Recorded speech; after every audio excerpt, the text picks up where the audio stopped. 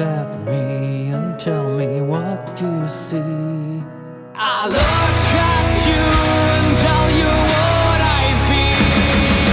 Look at me and tell me what you see. I look at you and tell you what I feel.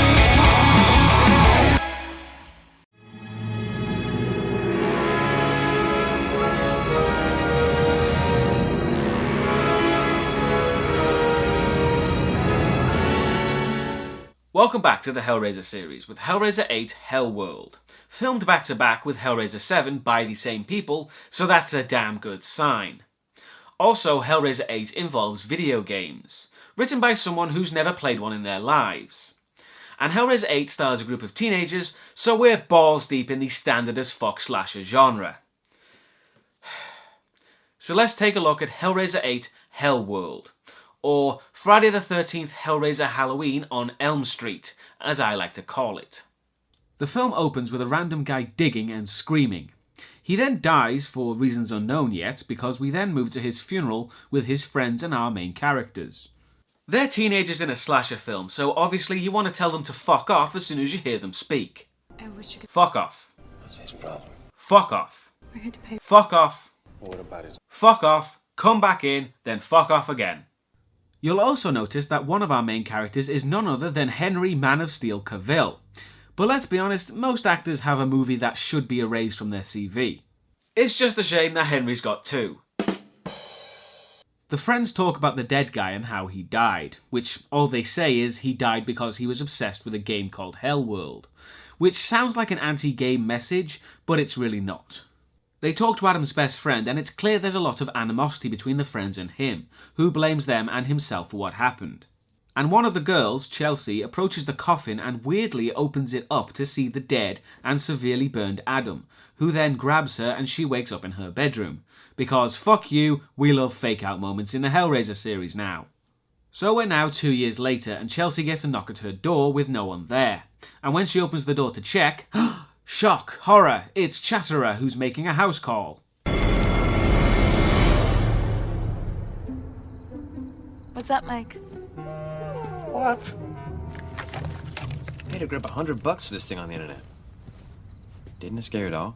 Mike, Cenobites don't exist. And even if they did, I never opened the Lamont configuration. Ooh, get her getting all meta in this shit. But yes, in this universe, Hellraiser is a fiction and a game called Hellworld. However, the film has a very poor track on what happened in real life and what happened in fiction, as we shall see. In the room, Mike, uses Chelsea's computer and goes to the Hellworld website, which is a perfect metaphor for these shitty Hellraiser films. The box. You opened it. You came. Reducing Pinhead to a load of one-liners in a badly designed farce. But anyway, clicking on something gives them both an invite to the Hellworld party, which will be our killing floor. We move to the other two friends with this guy firstly overacting so hard it looks like his eyeballs are going to pop out and start orbiting his skull, and the girl who's playing Hellworld, which sounds like a pretty standard third-person game, but looks like a horror version of Microsoft Encarta's Mind Maze. She manages to achieve something in the game which leads to her opening a digital version of the box, and then she gets an invite to the party as well. And Chelsea calls to say the whole thing is stupid. This is like Space Voyage convention crap. Space Voyage? What, you couldn't get the rights to say Star Trek? That's a fucking good sign for the budget right there. The next day, the three friends who are interested in the party meet to drive there, but Chelsea shows up anyway because she's already been established as our main character. They reach the house where the party is, and inside is strewn with pointless Hellraiser imagery, like a big revolving puzzle box, and also half-naked girls. Gratuitous tit shot. Necessary tit shot. No, I think you were right the first time. It was gratuitous and unnecessary. And don't get cute with me, Hellraiser 8. You can't do much to make me hate you more, but you're trying, I grant you that. The group then see Adam's best friend, Jake, show up as well, causing them to give him a face like he just pissed in their chips, so he's welcome. Then the host of the party makes his presence known, and it's none other than the Lance Henriksen of crappy low-budget horror movies, Lance Henriksen, and he invites the group into his study. The group take a look around the room at all the crap Henriksen has collected, with Superman here playing with some tarot cards.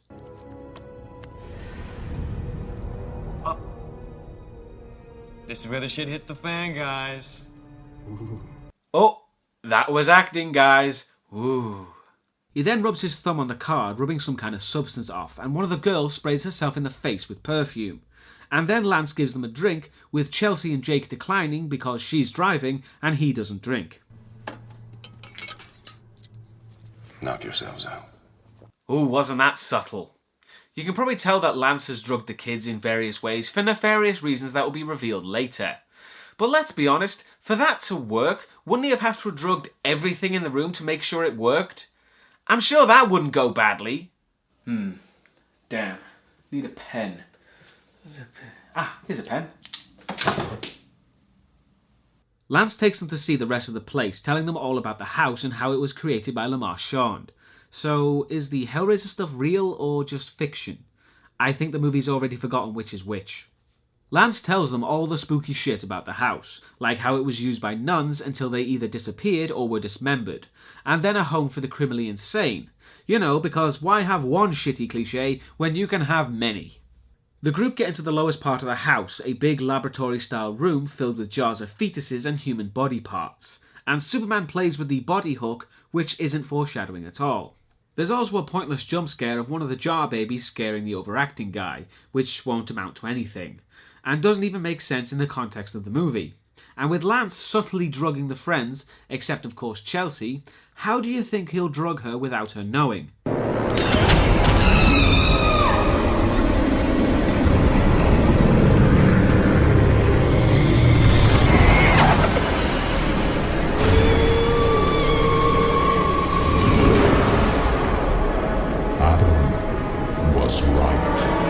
Yep, he just stabs her in the arm, and the drug then immediately takes effect, unlike with the other friends where it took at least 10 minutes for them to get affected.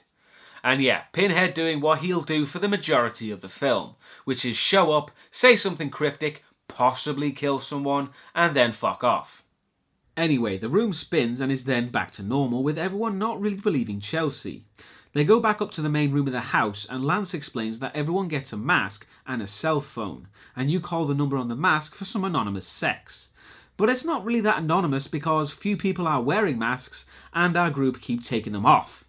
So there's some partying and drinking, and some messing with each other, as one of the girls, Allison, calls her, I would say boyfriend, with the way they've been acting together, but she just hangs up on him. Oh, goody!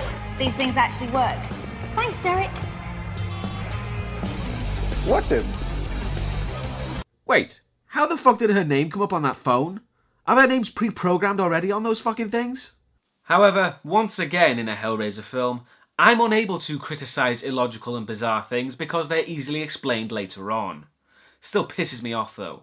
Alison finds a room marked Keep Out, going right inside because why wouldn't she? The place has a load of statues and things covered with tarps, and then she finds a chair which she sits in, and it locks her arms and legs in, and then a saw blade device comes up over her head, which should be scary, but if you're like me, you don't give a fuck. Lance appears to tell her that the chair is designed to bleed people and is safe unless you take the pin out, of course, which he does, and the machine starts moving closer to her neck, and then starts slicing while Lance watches. Do you believe Adam now, Allison? First death of the movie, and Pinhead had nothing to do with it. The movie looked more like fucking Saw than Hellraiser. Just because you shove Pinhead on screen to say something doesn't count. I've said this many times, but this is the least Hellraiser ever. And while looking for Allison, Chelsea sees the dead Adam, who lures her into a room and locks her in there for a lot of the movie so the others can be killed off without interruption. And Jake goes into a room finding a picture of Adam and himself on the computer, and Lance appears again saying that Adam made a puzzle box, which he hands over. However, if you'll remember, this kid had yet to be drugged, so obviously...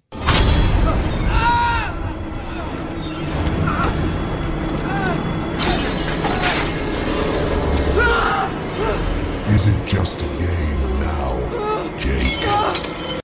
More pointless Pinhead. And if Lance had that box, why did he stab Chelsea like he was out of ideas? But yes, now everyone is drugged, and outside, Lance is seen digging graves just to give you some clue of what's going on that I'm sure you're desperate to know. Jake, who seems to have shrugged off the whole impaled thumb, goes to a room full of people to ask for a drink, but the bartender ignores him, and talking to more people, it's clear that everyone is ignoring him. He goes to leave, and looking back, he sees everyone dead hanging from the ceiling. Random weirdness, you know how this shit goes by now. Back on the dance floor, our overacting guy, which has been established has asthma, has an asthma attack, but clumsy him, he drops his inhaler, with it being kicked along the floor to a grating, and then drops all the way down to the basement. But enough about him for now. Superman is busy getting a blowjob, with Chelsea calling him for help, but he just blows her off, then he gets a different kind of head.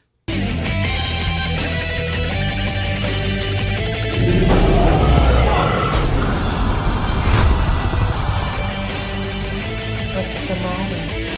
Back with our overacting asthmatic, who managed to make it down many flights of stairs during a full-blown asthma attack without passing out, gets into the creepy dead body room, finding his inhaler behind a grate.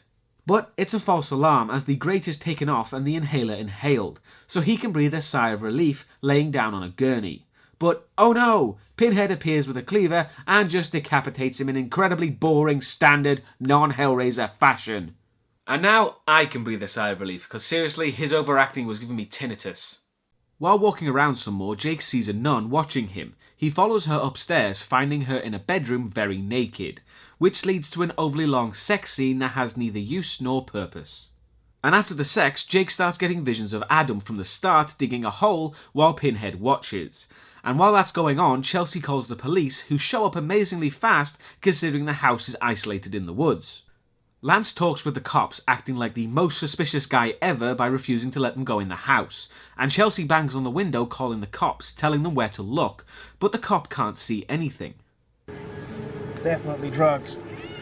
Probably speed or meth. Yeah, why would that be a concern? No need to investigate, it's just illegal and dangerous drugs at a big house party. Move along, nothing to see here. And the cop gets told the call was coming from his own phone, and pretty much calls off the search right there. What a fine police force this is.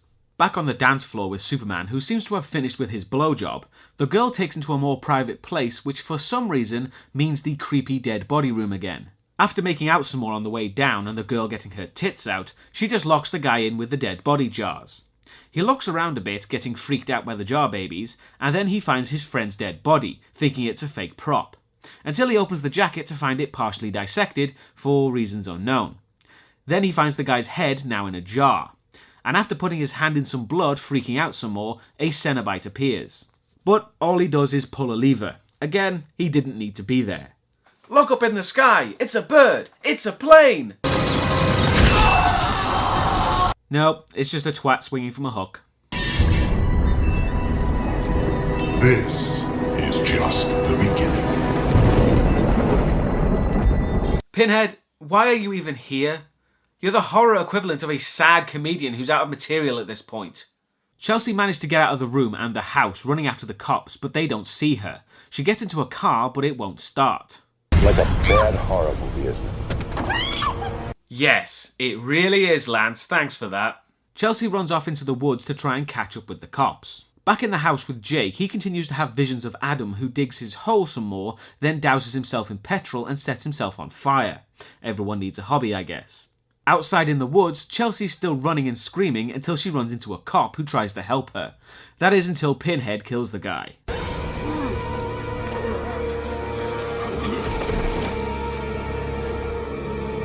You still don't understand, do you? There is no way out for you, Chelsea. Oh, what wonders we have to show you. Ugh, you're really boring me now, Pinhead. Chelsea's phone rings and it's Jake asking for help to get out of the house, but it's just Lance pretending to be Jake in order to lure her back into the house, which is now completely empty. She goes upstairs to find Jake and he comes downstairs to find her, only managing to talk via the phone. And upstairs, Chelsea has a shock as Chatterer appears to do literally fuck all. And then Allison and Superman show up to insult and chase her. I guess the other guy would have been there too, but he was a little occupied trying to get his head out of the jar. Chelsea is chased into the attic by her deadite friends and she gets a call from Lance, who's oh so creepy and cryptic, but it's all getting pretty tiresome at this point. Henriksen is the only thing keeping this film together in terms of a horror theme. The Cenobites are nothing more than pop-up mannequins to go ooh at you from time to time. And even then, Henriksen's lines are so fucking cliched, or meta, or cryptic, or just extremely badly written, he's literally holding it together with his acting skill alone. And yes, he's a legend, but I doubt even he can keep this shit going much longer. But let's continue with the slow drag to a climax. As Jake gets into the study and picking up a letter opener, Chatterer appears behind him, again doing fuck all. Jake stabs him, but it's actually Chelsea, who dies from a pretty superficial shoulder wound, but Chelsea calls him and her body disappears. I just killed you. Huh? I just killed you. You just died in my arms. Yeah, it must have been something he said. It must have been some kind of kiss. Should have walked away. Should have walked away. The phone conversation between the two just amounts to Chelsea speculating they're in hell and Jake telling her they're not. And after hanging up, Jake finally puts two and two together and realises they've all been drugged. In the attic, Chelsea finds photos that explains why this is happening. She then hears a voice from the floorboards and sees a burned up Adam, who grabs her to scare the shit out of her a bit, until Jake shouts to her that it's not real. She gets free, reuniting with Jake and showing him what she's found. It's Adam's dad. What?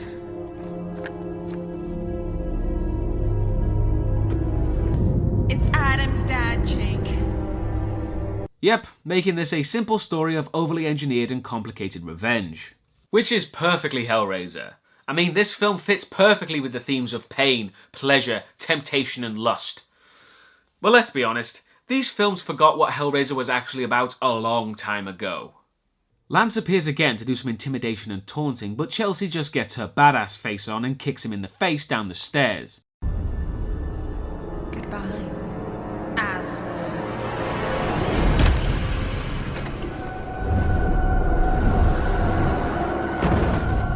But we've established this isn't real, so he just gets back up and even starts teleporting in front of them outside. And then we finally get to the bottom of what's really been going on, as Chelsea and Jake find freshly dug graves with air pipes into them, and Jake realises that that's where they really are, and all this has been happening in their minds. Lance appears again to do some more taunting, with Jake attacking him, which causes him to disappear and find himself underground. And Lance kicks Chelsea into a hole and starts burying her, while explaining everything that happened, like giving them each a cell phone so he could give them suggestions to make it all go the way he wanted. Which will pretty much be the only explanation given for the stupid illogical shit that happened. But Chelsea is saved, as cops have arrived to dig them out of the ground, with everyone except her and Jake quite dead. You'll be missing for days. And somebody made a call a little while ago. We traced the call to this location. Who made the call? Traced the signal right to this very spot. Damnedest thing. We'd have never have found you. Your cell phone was found up at the house. Maybe the owner made the call, but I doubt it. Are they really saying the ghost of Adam made the call to save them?